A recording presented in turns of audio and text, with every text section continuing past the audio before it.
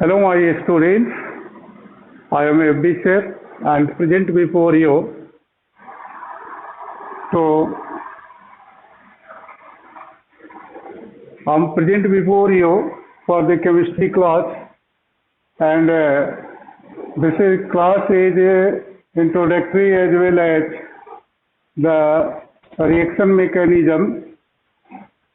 तो इस संदर्भ में मैं आपको बताना चाहूँ कि स्टैंडर्ड 9 में हम लोगों ने बहुत सारी चीज़ें पढ़ी हैं, जिसमें कंपाउंड्स का मॉलिक्यूलर फार्मूला या केमिकल फार्मूला लिखने के बारे में हम लोगों ने जाना था, और एलिमेंट्स के सिंबल, एलिमेंट्स के types, metals and non metals, और valences. These are the various topics we have studied in standard 9. Now, in this class, this is the first lesson of subject regarding chemistry, chemical reactions and equations. तो हम लोगों ने जो molecular formula compounds का लिखा था, इस संदर्भ में दो रेडिकल के बारे में चर्चा हम लोगों ने की थी, एक बेसिक रेडिकल और एक acid radical. What is basic radical? Basic radicals are positive charge ions and acid radicals are negative charged ions. तो what is ions? तो ions के बारे में हम लोगों का कंसेप्ट यह है कि चार्ज एटम्स और group of atoms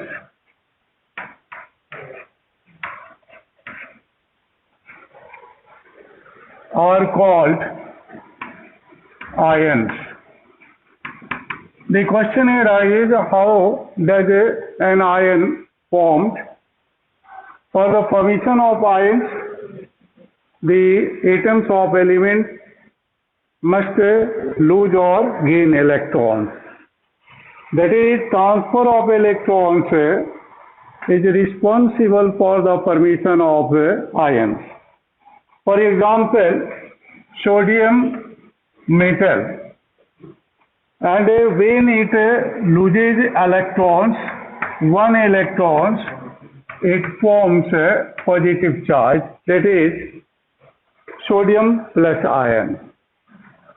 Similarly, chlorine gain one electron to form chloride ion.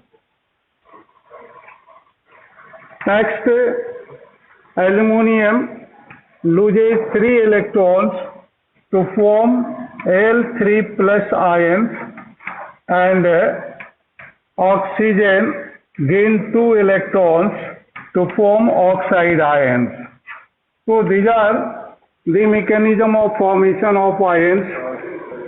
Atoms of elements, by losing or gaining electrons, form ions. अब क्वेश्चन है कि आयंस कितने तरह के होते हैं. तो ions are of 2 kinds.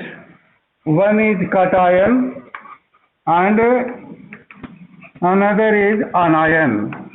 What is cation and anion, and how does cation and anion form? Cation is formed by losing electrons, anion is formed by gaining electrons. So if an atom of element loses electrons, it becomes as cation, and if an atom of elements gain electrons, form anion, that is cation is positive charge and anion is negative charge. The cation is smaller than the parent atom, anion is slightly bigger than the parent atom. अब यहाँ पर हम लोग cation के example के रूप में sodium का ही हम लोग बात करें, तो सोडियम जब एक इलेक्ट्रॉन को लूज करता है तो सोडियम प्लस आयन बनता है. उसी तरह से मैग्नीशियम अगर 2 इलेक्ट्रॉन को लूज करता है तो Mg2 प्लस एंड 2 इलेक्ट्रॉन. फिर अनायन का फॉर्मेशन, जैसे नाइट्रोजन अगर 3 इलेक्ट्रॉन को इन करता है तो what does it forms? nitride 3 minus, that is nitride ion, and fluorine अगर एक इलेक्ट्रॉन गेन करता है तो फ्लोराइड आयन का फॉर्मेशन करता है।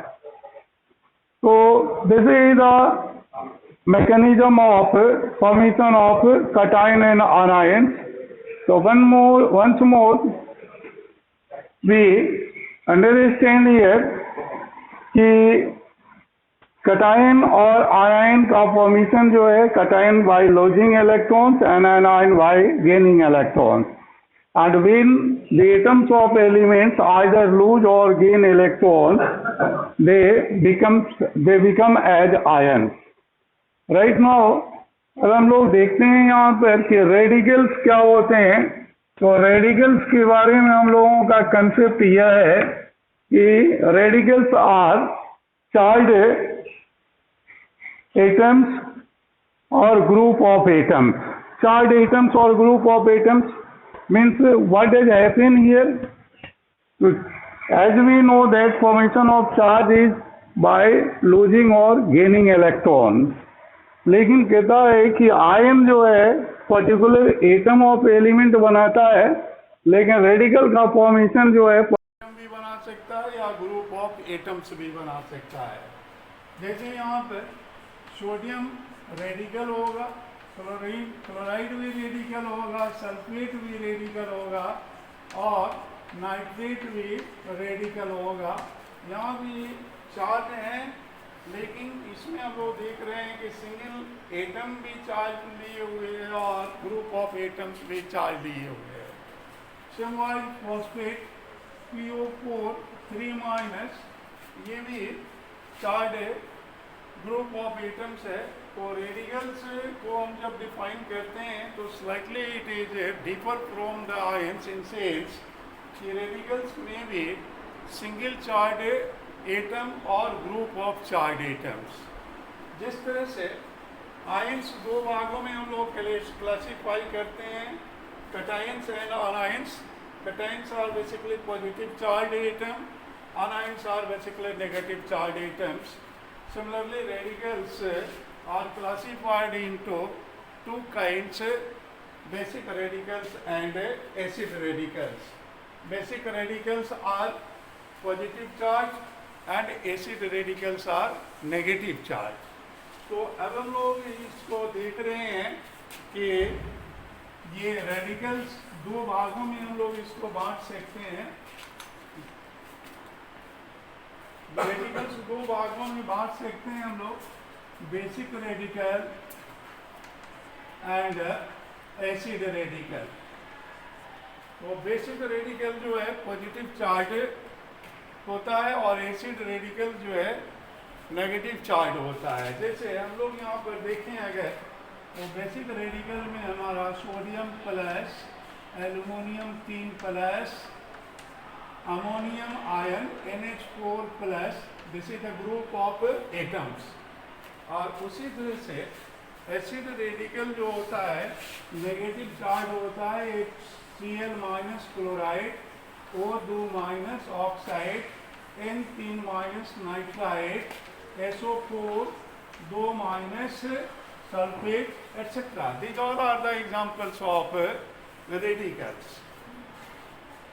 So question arises here, how can we write the molecular formula or chemical formula of compounds?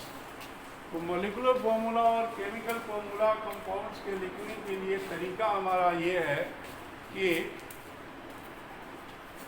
हम लोग बेसिक रेडिकल और एसिड रेडिकल का कम्बिनेशन करते हैं अकॉर्डिंग टू देयर वैलेंसी. ये चार्ज जो डेवलप है एटम्स और ग्रुप ऑफ एटम्स के ऊपर, that is the valency of the radicals.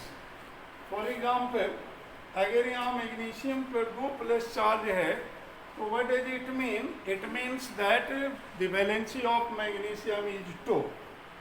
Similarly fluoride ion पर 1- चार्ज है, it means the valency of fluorine is -1.